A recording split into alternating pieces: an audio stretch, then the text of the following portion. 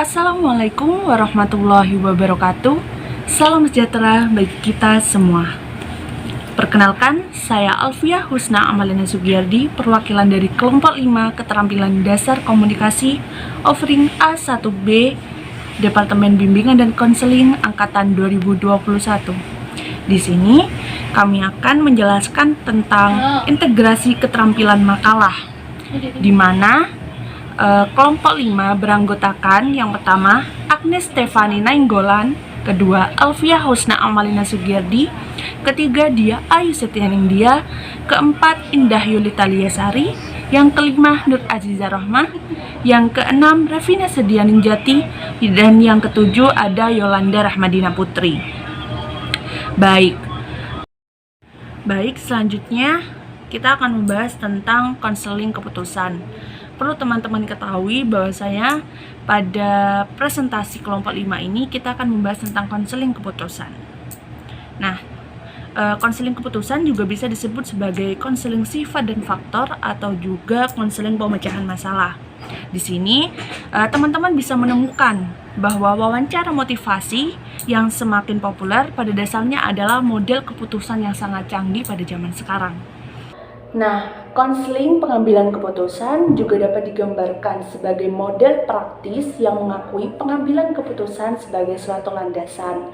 Mungkin contoh poin sederhananya pada buku IV adalah apakah klien harus menentukan karir mereka, kemudian apakah harus menentukan mereka punya anak atau tidak, kemudian memutuskan untuk menikah, dan masih banyak lagi.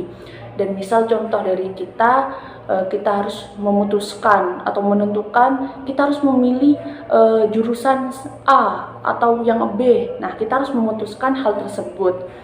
Kemudian, konseling keputusan juga memfasilitasi proses pengambilan keputusan yang mendasari pola hidup kita.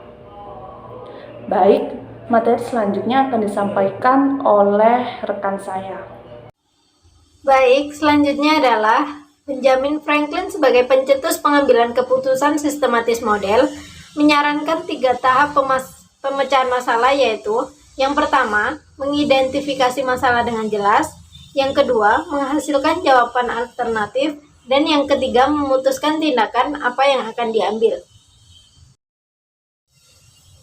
Tujuan dalam konseling keputusan adalah untuk memfasilitasi pengambilan keputusan dan untuk mempertimbangkan banyak hal, sifat, dan faktor yang mendasari setiap keputusan tunggal.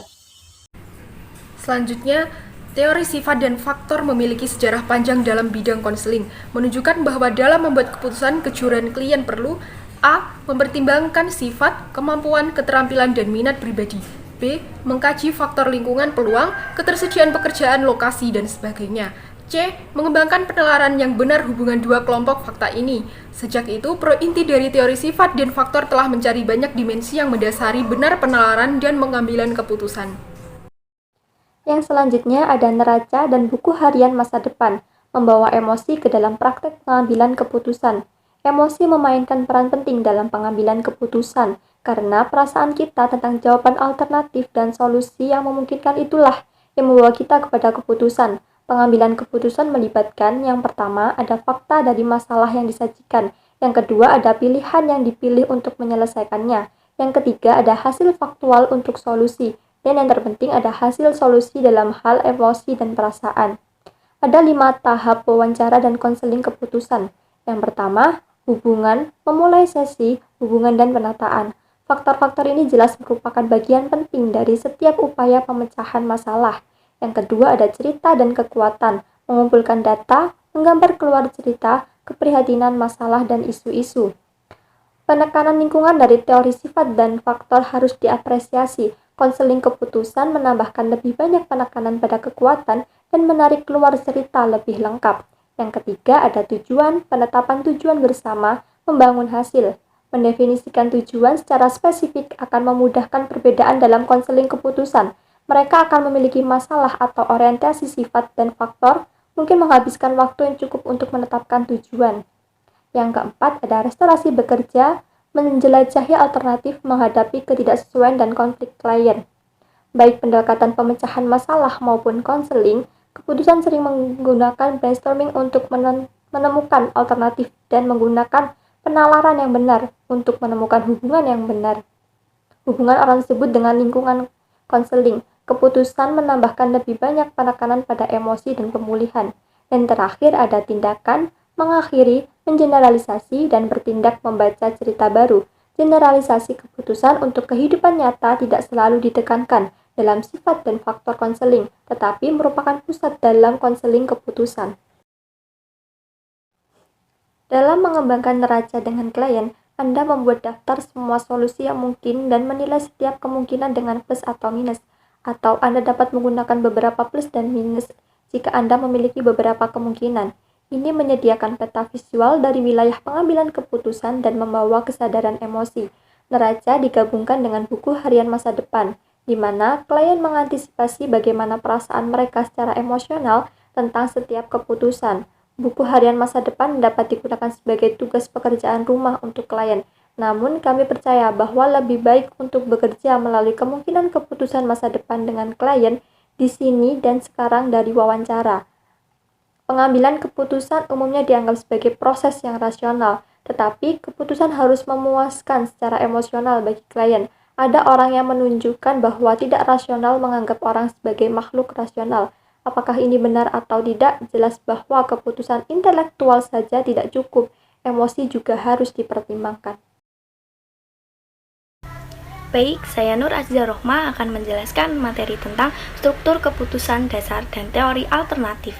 Model wawancara yang memulihkan dapat dianggap sebagai model keputusan mendasari teori konseling dan terapi lainnya.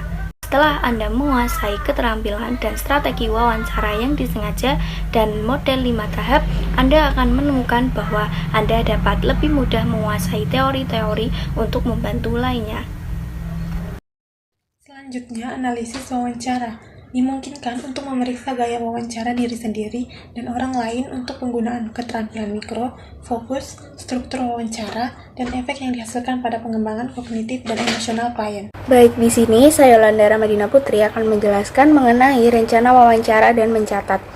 Jadi, dimungkinkan untuk menggunakan struktur model pemulihan untuk merencanakan atau merancangkan wawancara Anda sebelumnya dan juga mencatat. Anda benar-benar bertemu dengan klien. Struktur 5 tahap yang sama ini dapat digunakan sebagai garis besar atau poin-poin penting yang digunakan untuk mencatat setelah wawancara dilaksanakan. Selanjutnya, perlakuan rencana kasus. Rencana perawatan merupakan rencana dalam jangka panjang untuk melaksanakan serangkaian wawancara atau proses konseling. Konseptualisasi dan kasus sesi penjualan. Konseptualisasi kasus merupakan integrasi Anda dengan klien, masalah, pengelolaan language, dan tujuan untuk masa depan. Manajemen kasus ini sering mengarah atau tertuju pada perubahan alternatif strategi di luar wawancara asli dan mungkin juga melibatkan upaya dengan keluarga, masyarakat, ataupun lembaga lainnya. Sekian presentasi dari kelompok 5. Apabila ada salah kata, mohon maaf. Wassalamualaikum warahmatullahi wabarakatuh.